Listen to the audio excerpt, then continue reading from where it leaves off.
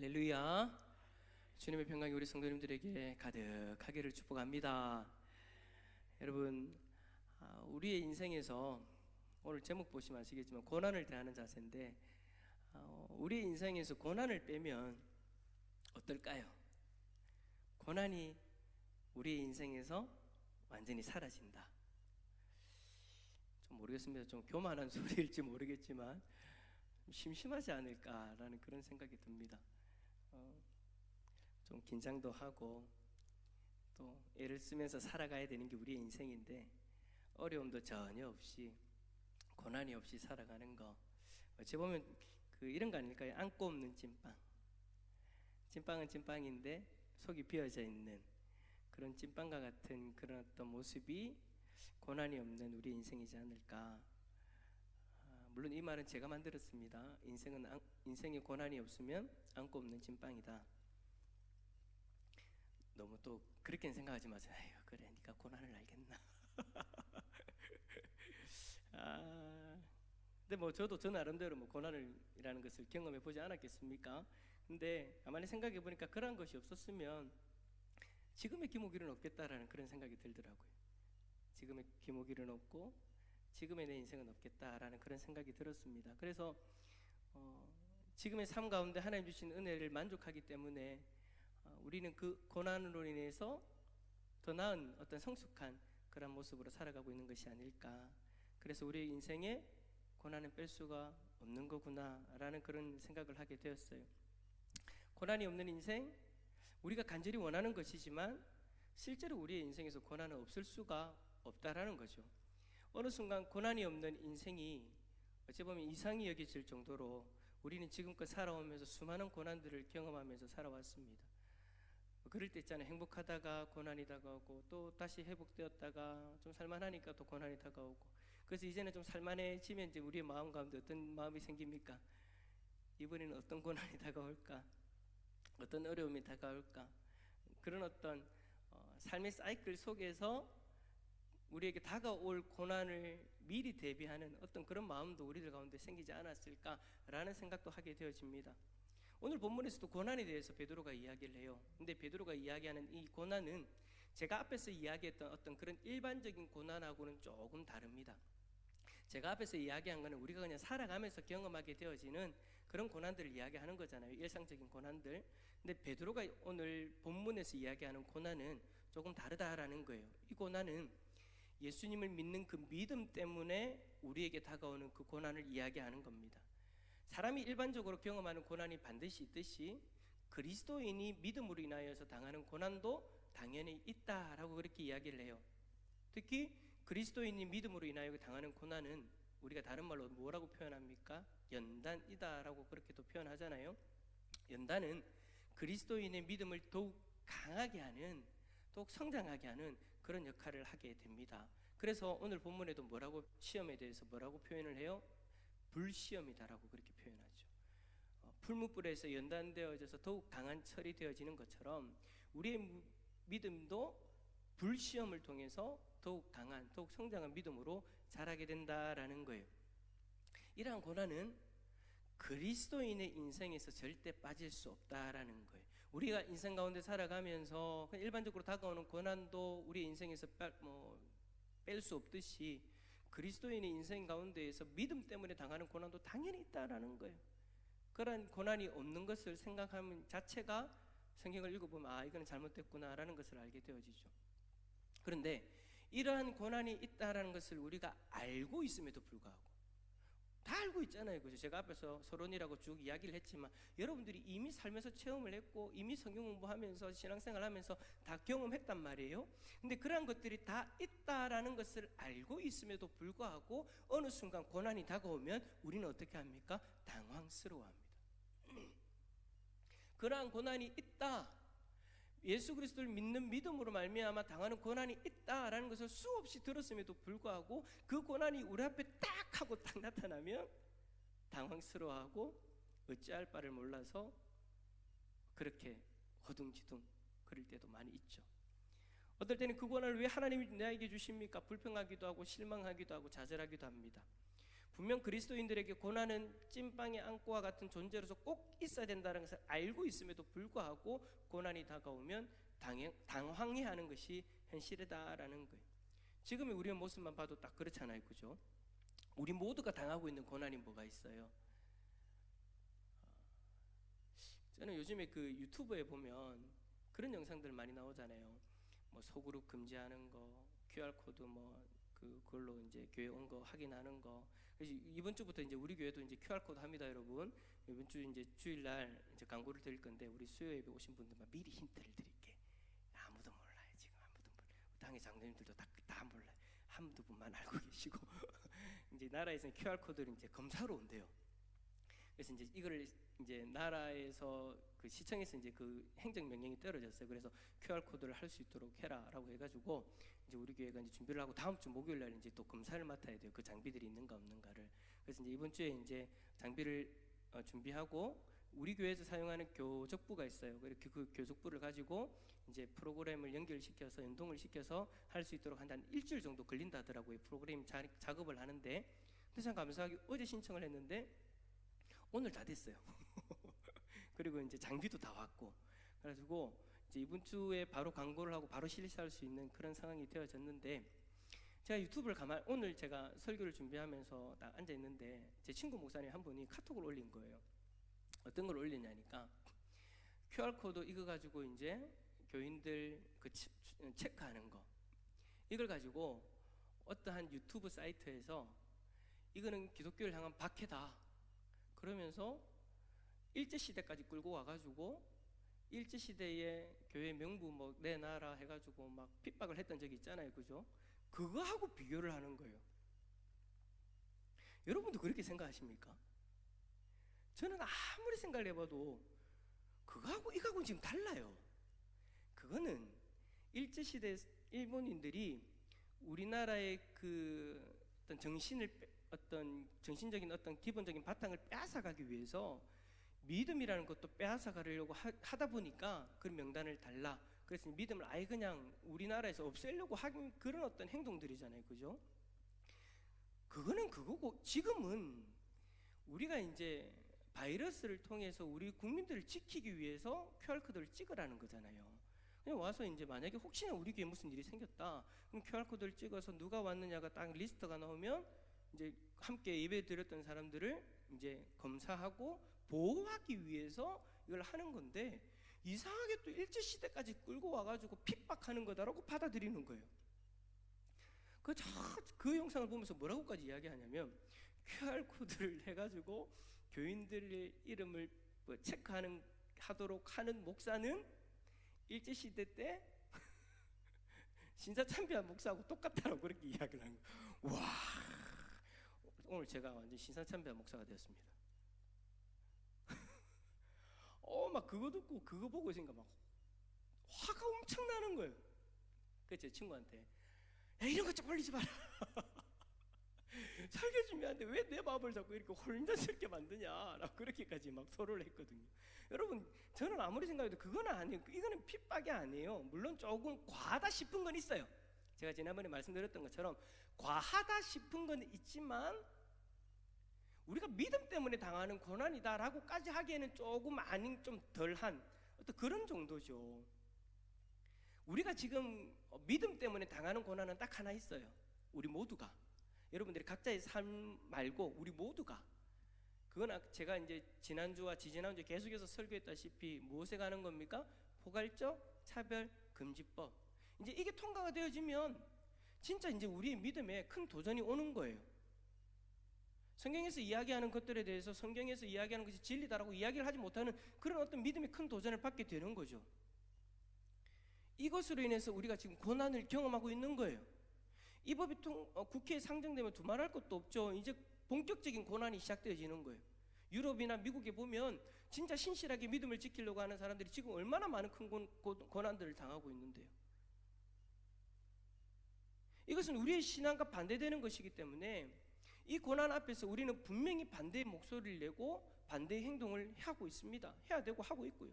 근데 중요한 것은 이 고난 앞에서 우리는 어떤 마음을 가지고 있어야 되냐라는 거예요. 이 법을 발의한 사람들에 대해서 우리가 원망하고 이 나라 정부에 대해서 불평하면서 이 고난을 대해야 되는 것이 아마 대부분의 사람들일 거예요. 그래서 어떨 때는 과격한 행동을 하기도 하고요. 또 어떤 사람은 참 안타깝지만 불법적인 방법으로 다 동행해서라도 이 법을 막으려고 해요. 무조건 이 법을 막아야 된다라는 거예요. 맞아요.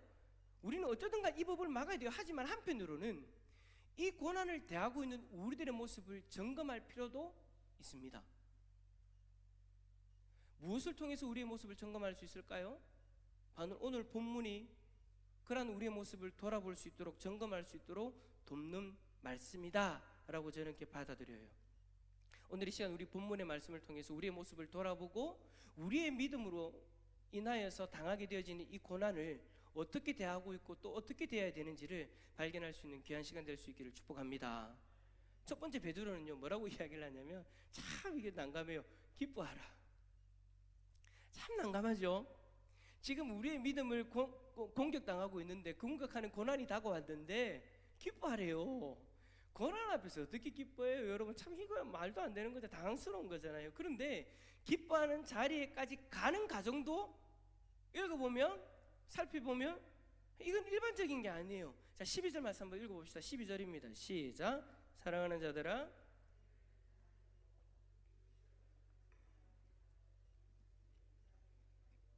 자 여러분 보세요. 시험이 다가왔어요. 그것도 여러분 그냥 시험도 아니고 무슨 시험이라고요? 물시험도 아니고 얼음 시험도 아니고 불시험이에요. 불시험. 뜨거운 거예요. 고통이 있다라는 거예요.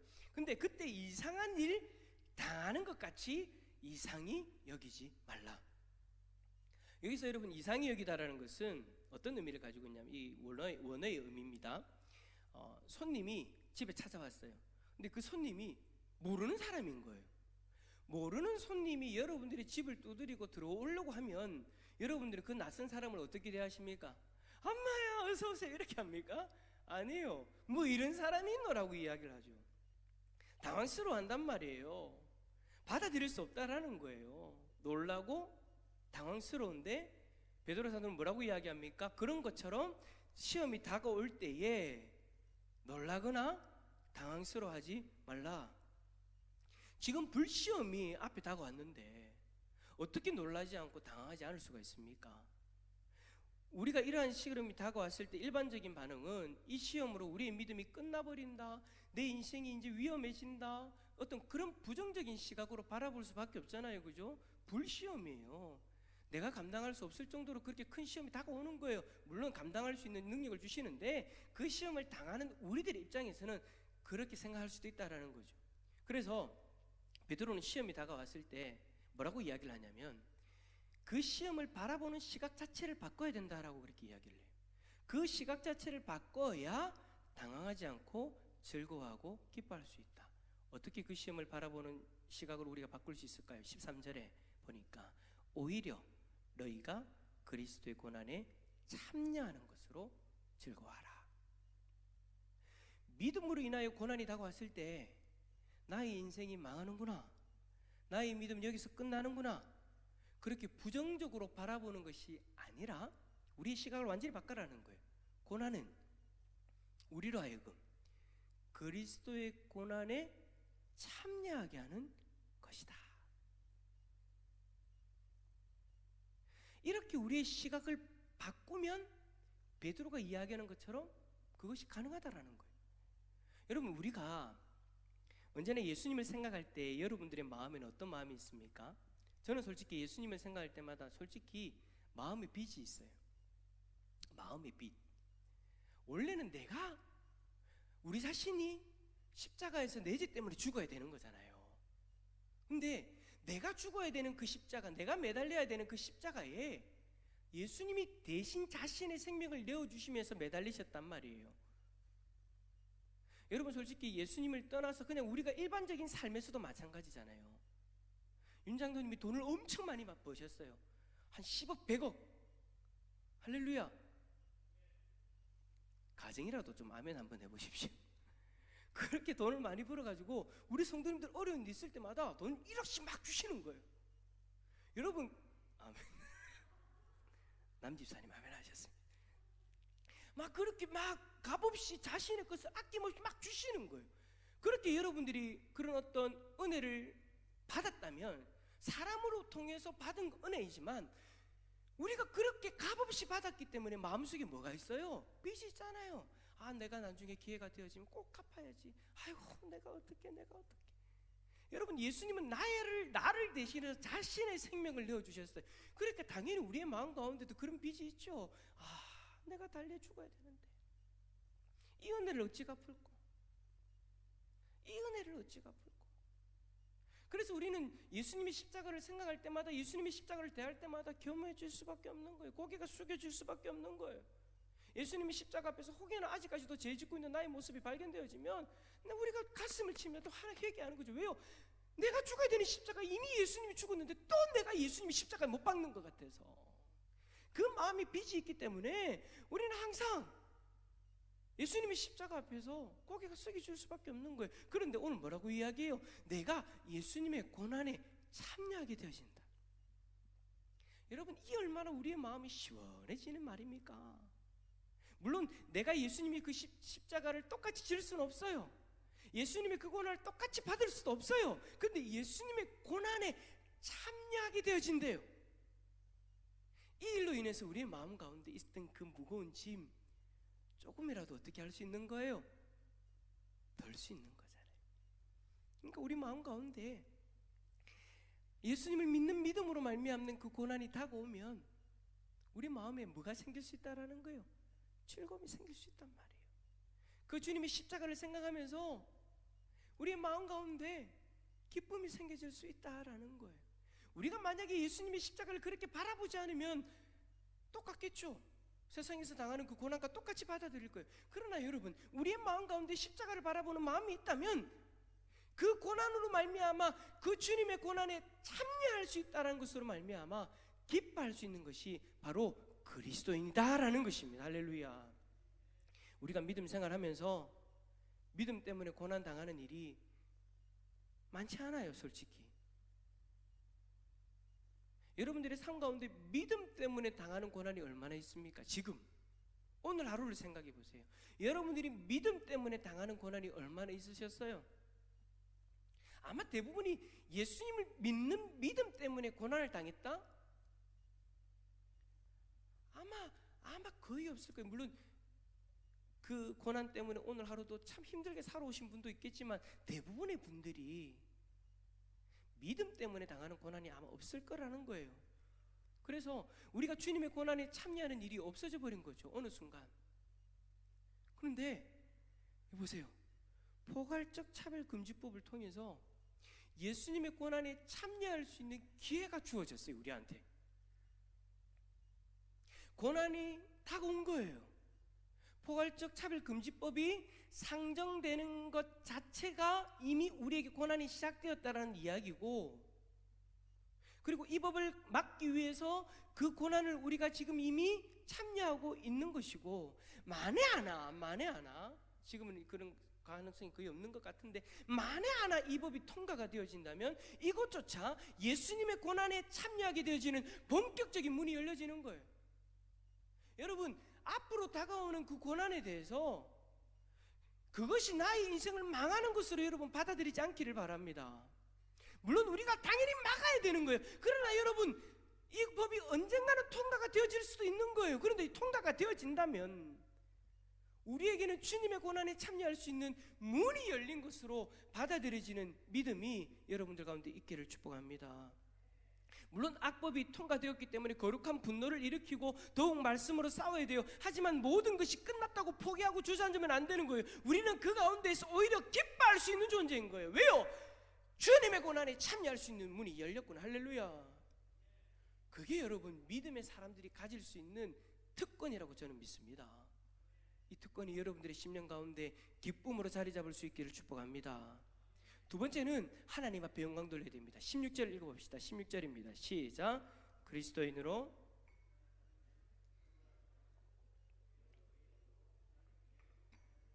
아멘.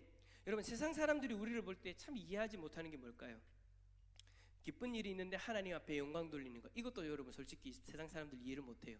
뭔 일만 있으면 하나님께 영광을 돌린대요. 왜 스포츠 하는 그 운동 선수들 아니면 연예인들이 막 상 탈 때 항상 그러잖아요. 우리나라 분들이 참 그런 분들이 많아서 너무 행복한데 하나님께 영광을 돌립니다. 제일 먼저 그 이야기를 참 많이 하잖아요, 그죠?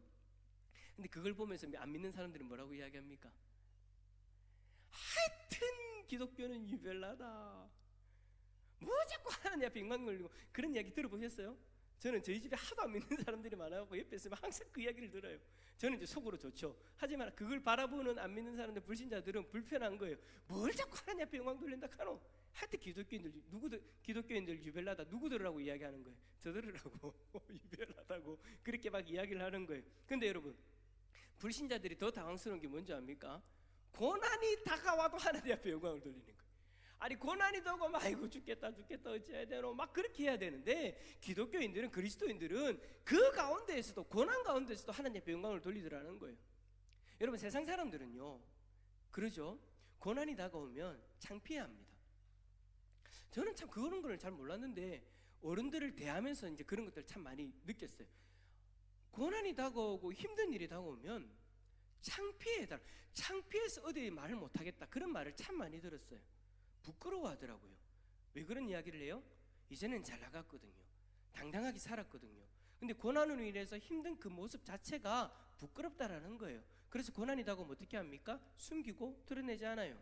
그런데 참 놀라운 게, 불신자들에게 있는 그 모습이 그리스도인들에게도 있다라는 것을 제가 발견하고는 놀랐어요. 우리 성도님들 사이에서도 힘든 일이 있으면 잘 드러내지 않으려고 해요. 우리가 드러내서 기도 제목을 부탁하고 함께 그 고난을 이겨내는 자리에 섰으면 좋겠는데 잘 드러내지 않으려고 해요. 근데 그 이유가 뭐예요? 제가 그런 얘기를 참 많이 들었어요. 창피했어요. 창피해서 어떻게 이야기합니까? 어찌 보면 제가 이제 불신자들이나 그리스도인들이나 동일하게 이야기하는 이 모습을 보면서 이게 그냥 우리의 자연스러운 모습인갑다 라고 그렇게 생각했어요. 하지만 여러분, 우리가 예수님의 이름으로 치욕을 당하게 되면, 예수님의 이름으로 말미암아 고난을 당하게 되어지면 그것은 절대 부끄러운 것이 아닙니다. 그건 절대 부끄러워하지 않아도 되는 거예요. 부끄러운 것이 아니라 예수 믿는 우리에게는 뭐와 같은 거냐면 훈장과 같은 거예요. 우리 박 목사님 뒤에 계시는데 박 목사님도 나라에서 받은 훈장이 있거든요. 그죠 목사님? 그런 훈장과 같은 것이 뭐냐? 우리 그리스도인들에게는 바로 예수 믿는 것 때문에 당하게 되어지는 고난, 그게 여러분 우리에게는 훈장인 거예요. 왜냐하면 예수님은 그리스도인으로 제대로 살면 당연히 고난 당하는 것이다 라고 이야기하셨지만, 세상 사람과 같으면 예수님의 이름으로 치욕당하지 않는다, 고난당하지 않는다라고 이야기했기 때문에, 예수님의 이름으로 치욕을 당한다, 고난을 당한다, 그것은 내가 믿음 생활 제대로 하고 있다라는 것을 인정받는 것이기 때문입니다.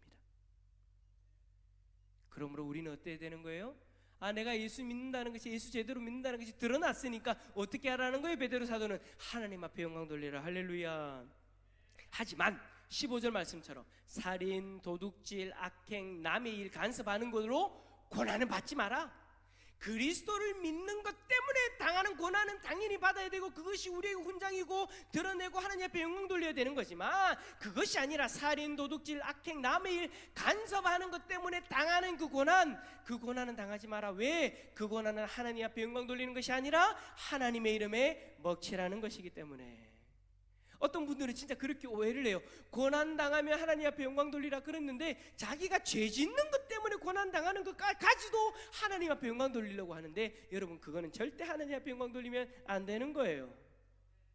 예수 그리스도 믿는 것 때문에 고난의 훈장을 다 가슴에 달고 하나님 앞에 영광 돌리는 우리 성도님들 다 될 수 있기를 축복합니다.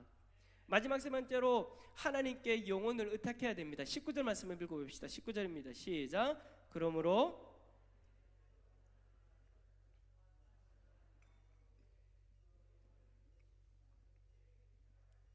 아멘. 우리가 예수님을 믿음으로 인하여서 불시험을 당하게 될 때 우리가 반드시 기억해야 될 것, 그것은요 주님의 마지막 심판입니다. 우리에게 고난이 다가왔을 때, 시험이 다가왔을 때 반드시 이 마지막 때를 바라보셨으면 좋겠습니다. 왜냐하면 그 마지막 때에 그 마지막 심판이 우리에게 임하게 되어지면 우리를 핍박했던 저들은 반드시 하나님의 심판대 앞에서 그 죄에 대한 대가를 반드시 치르게 되기 때문입니다. 우리는 그걸 바라보면서 지금의 고난을 이겨낼 수 있는 거예요. 그런데 여러분, 우리 어떻습니까? 우리의 영혼은 하나님의 손에 의탁되어져서 하나님 나라로 입성해야 되는데, 그것을 바라보며 나가야 되는데, 어느 순간 우리가 그 마지막 때를 자꾸 안 바라보려고 해요. 어느 순간부터 그 마지막 때를 안 봐요. 지금 이 순간에 고난만 바라보고 있는 거예요. 사랑하는 성도 여러분, 이 고난 앞에서 마지막 때의 마지막 심판을 바라볼 수 있는 우리 성도님들 다 될 수 있기를 축복합니다. 이것은 마지막 때의 주님 앞에 우리의 영혼을 의탁한다라는 그런 의미가 있는 거예요. 그 마지막 때를 바라본다라는 것은 그 마지막 때의 주님의 영혼을, 주님 앞에 내 영혼을 맡긴다, 내 영혼을 의탁한다, 그리고 지금 이 순간 고난이 다가온 이 순간에도 내 영혼을 의탁한다라는 것을 연결해서 우리가 바라보게 된다라는 거죠. 하지만 또 다른 한편으로는 지금의 삶 가운데 나의 문제를 주님 앞에 맡긴다라는 의미도 있습니다. 그러면 여러분, 고난이 다가올 때 마지막 심판 때를 바라보는 믿음의 모습이면서 동시에 우리의 고난을 하나님 앞에 의탁하는 믿음의 모습을 가질 수 있기를 바랍니다. 사랑하는 성도 여러분, 지금의 고난 앞에서 놀라지 마십시오.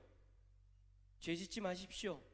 넘어지지 마십시오. 오히려 기뻐하고 하나님 앞에 영광 돌리고 우리 영혼을 하나님 앞에 맡깁시다.